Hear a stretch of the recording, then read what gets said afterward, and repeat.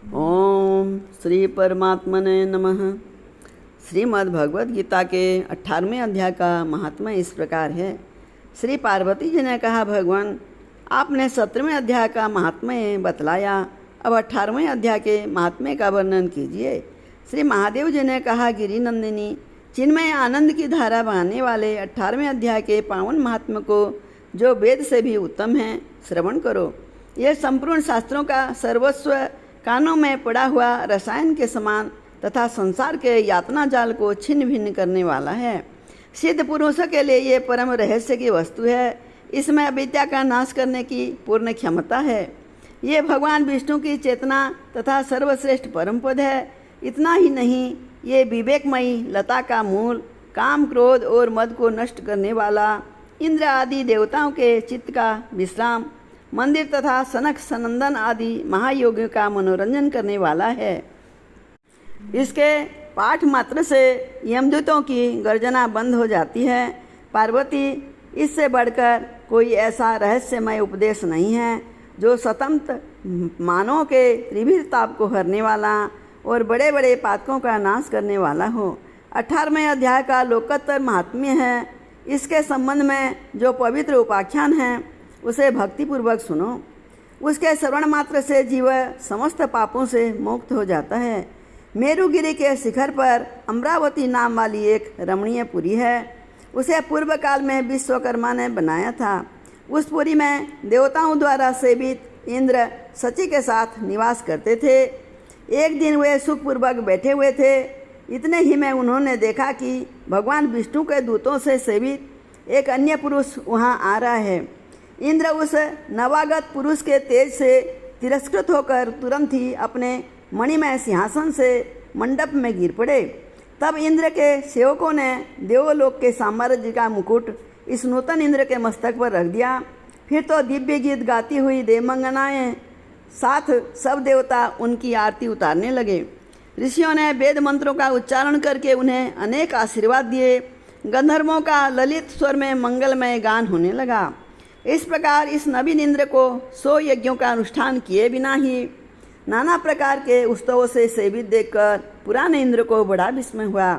वे सोचने लगे, इसने तो मार्ग में न कभी पोसले बनवाए हैं, न पोखरे खुदवाए हैं और न पथिकों को विश्राम देने वाले बड़े बड़े वृक्ष लगवाए हैं।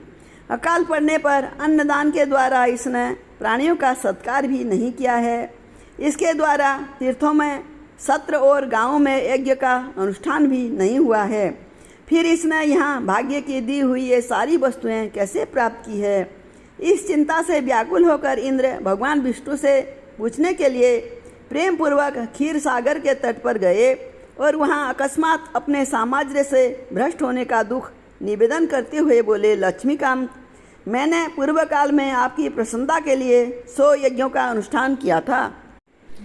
उसी के पुण्य से मुझे इंद्र पद की प्राप्ति हुई थी, किंतु इस समय स्वर्ग में कोई दूसरा ही इंद्र अधिकार जमाए बैठा है।